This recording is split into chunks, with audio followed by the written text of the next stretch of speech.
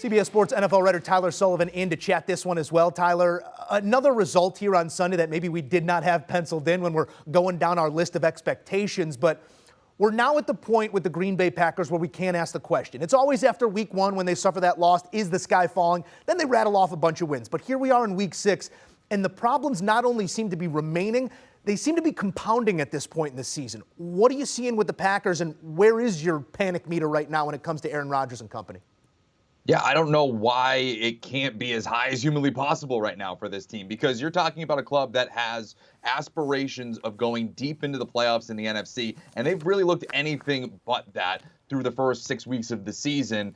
And obviously we knew that the offense was going to take a hit with the absence of Davante Adams, but I think we all kind of just put stock in the back-to-back MVP Aaron Rodgers that, you know what, he'll figure things out. He's got Randall Cobb, he's got a new rookie, or a couple of new rookies, and Dobbs and Watson. You know, they'll be able to get something strung along. But now we're 6 weeks in, and it just doesn't feel like anything is really coming together. I mean, I guess you can be confident or, optimistic in the fact that Robert Tonyan had a big game, 10 receptions on 12 targets. But the fact that he had 12 targets in this game, I think tells you the whole story of where this wide receiver room is for the Green Bay Packers. And on top of that, what is supposed to be the backbone of this offense, the running game, the backfield between Aaron Jones and A.J. Dillon, haven't really impressed over the last few weeks against these New York teams. They only had 60 yards rushing as a team this week. They had a couple of turnovers in the backfield. So to me, that's where I think things are starting to hurt the most, is when you can't even run the football with Aaron Jones, with A.J. Dillon. That's hurting your passing game. And then you're not able to do the things you want to do off play action and things along those lines to make it easier for those wide receivers.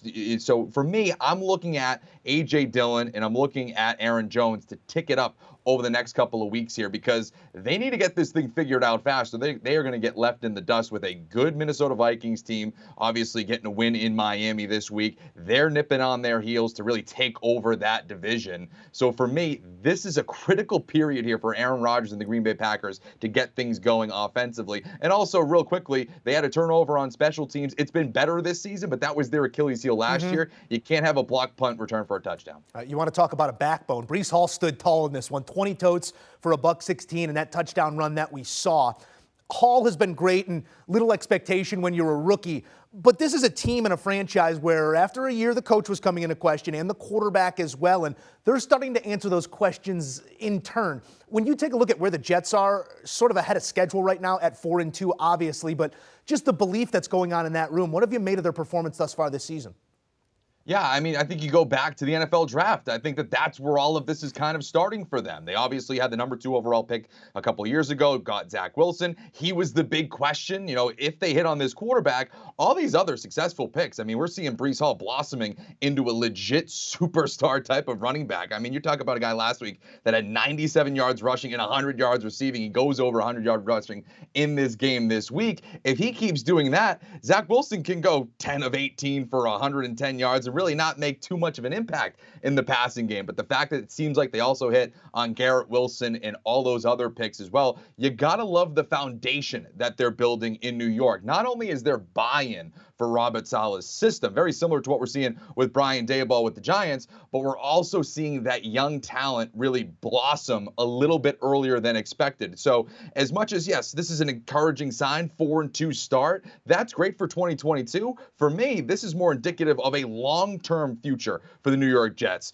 All of a sudden, you're looking at this team right with the Miami Dolphins as a pesky opponent to the Buffalo Bills in that division. I don't think that they're going to overtake them anytime soon. I think the Bills are just too good in that regard. But you're talking about a team in a division that is historically, over the last 20-some-odd years, really had one superpower, and all the other division opponents have kind of been under the radar, not really that great. Now, you're looking at the Dolphins being competitive, the Bills being a Super Bowl threat. And if the New York Jets hit on all these young guys like it seems like they have and can go into Lambeau Field and beat a Packers team, yes, I know they're kind of on the downward swing, but it's still a tough place to play. Aaron Rodgers, MVP-type quarterback. They're peaking so early, and it makes me excited about the long-term future just as much as what they're doing here in 2022.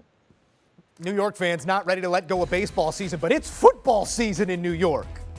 East Rutherford at least. Zach Wilson, 110 yards, no touchdowns, no interceptions.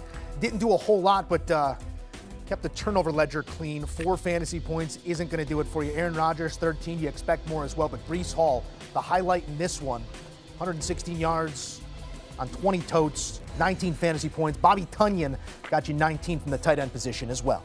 Do you want a sports network that delivers everything that matters about the game? The highlights, the picks, the instant analysis, no yelling, no fake debates, no politics. Hit the subscribe button and never miss a moment.